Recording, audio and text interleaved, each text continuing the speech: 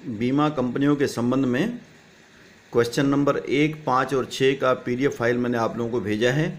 इनको समझने का प्रयास करेंगे। जनरल बीमा लिमिटेड के व्यक्तिगत दुर्घटना बीमा के संबंध में 31 मार्च 14 को मुझे रेवेन्यू अकाउंट स्कैन प्रिपेयर करना है। अब ये असमाप्त जोखिम के लिए संचय, ये आपका ओपनिंग बैलेंस कहलाता है। उसके बाद ये अदत्त दावे लिखा हुआ है, अंत वाले को जोड़ते हैं, प्रारंभ वाले को घटा देते हैं। दावों के संबंध में मेडिकल व्यय अनुसूची 2 में जोड़ देंगे। दावे भुगतान किए इसी में एडजस्टमेंट करते हैं प्लस माइनस। पुनर्बीमा प्रीमियम जो आपको इसके अंतर्गत दिया हुआ है इसको माइनस कर देंगे। पुनर्बीमा में प्राप्त दावे में से माइनस होगा। प्रीमियम में से पुनर्बीमा प्रीमियम को माइनस करते हैं।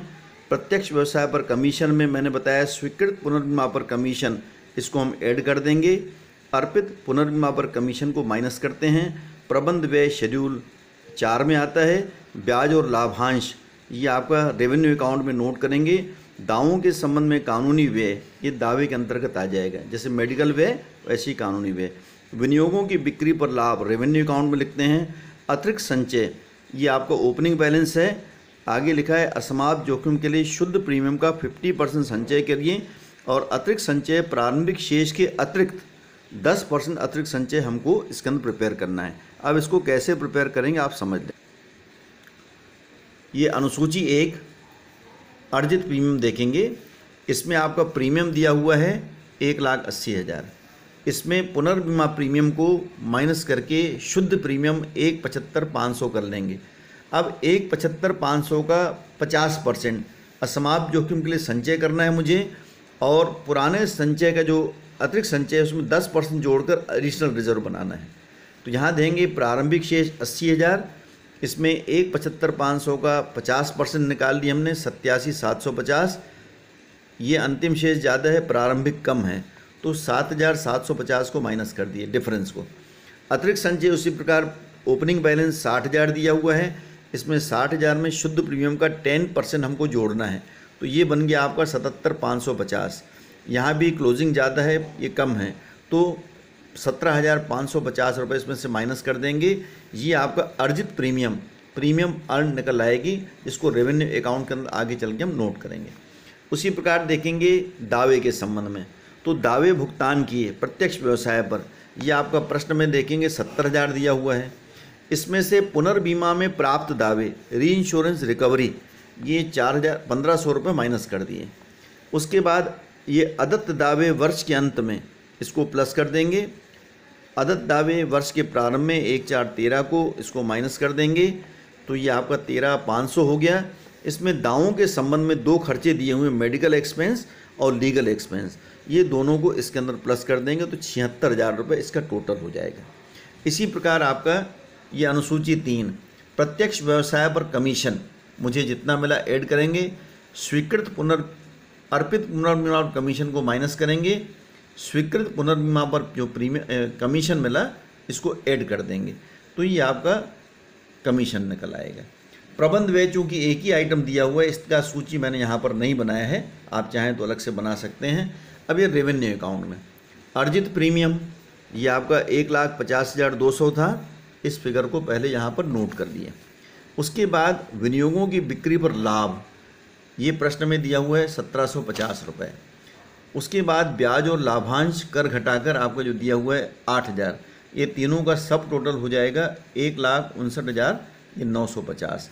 इसमें शेड्यूल नंबर 2 दावे 76,000, शेड्यूल नंबर 3 कमीशन 23,000 और प्रबंध व्यय जो आपका क्वेश्चन में दिया हुआ है 55,000, ये तीनों का टोटल 1,54,000 हो रहा है।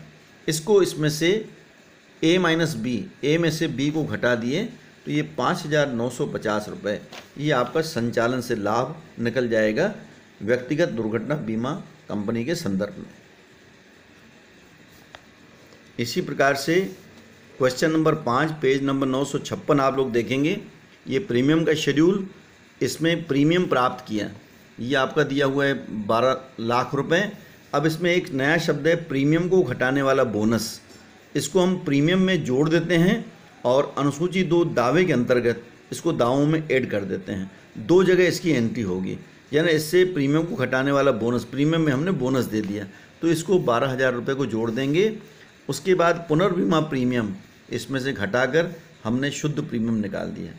उसी प्रकार ये आपका इसका 50% निकालेंगे, प्रारंभिक शेष में से माइनस करेंगे, तो ये आपका देखिए 10,92,000 का 50% 5,46,000 ओपनिंग बैलेंस से ज़्यादा है, इसलिए माइनस करेंगे। उसी प्रकार आपका अतिरिक्त संचय 20,000 में इसका 10% हमको जोड़ना है, 1% सॉरी, तो ये 10,920 30,920 हो जाएगा। दोनों का एडजस्टमेंट करेंगे तो ये भी माइनस में आएगा 10,920।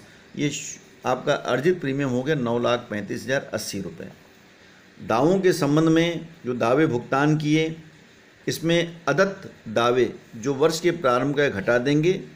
यहाँ पर लिखा है सूचित दावे लेकिन स्वीकृत नहीं, ये वर्ष के अंत में इसको जोड़ देंगे।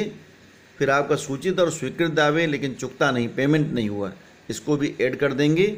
और ये प्रीमियम को घटाने वाला बोनस जो है ये इसके अंतर्गत हम 12,000 जोड़ देंगे, तो 5,22,000 आपका दावे के संबंध में आ जाएंगे। उसी प्रकार कमीशन आपको बताया 3 प्रकार कमीशन। प्रत्यक्ष व्यवसाय स्वीकृत पुनर्बीमा पर जोड़ देते हैं, अर्पित पुनर्बीमा पर कमीशन को माइनस कर देते हैं, तो प्रीमियम की राशि 1,95,000 हो जाएगी। उसी प्रकार प्रबंध व्यय एक ही आइटम है, तो अलग से अनुसूची मैंने नहीं बनाया है ना। तो इसके अंतर्गत आपका ये जो चीज़ दिया हुआ है उसको ध्यान देंगे। ये अर्जित प्रीमियम शेड्यूल नंबर 1 हो गया, ये आपको बताया मैंने 9,35,080 रुपये। ये इधर आपने देखा था 9,35,080। इसमें दावे क्लेम्स को 5,22,000, कमीशन 1,95 और प्रबंध संबंधी व्यय 3,05,000 दिया हुआ है। तो ये आपका सब टोटल बी हो जाएगा, ए माइनस बी। तो यहाँ पर देखिए माइनस में आ रहा है, संचालन से हानि हो जाएगी, ये 86,920 रुपये। इस प्रकार ये दोनों एग्जाम्पल्स को आप समझ कर देख लेंगे, जो चीज़ें इसके अंदर बताई गई हैं मैंने।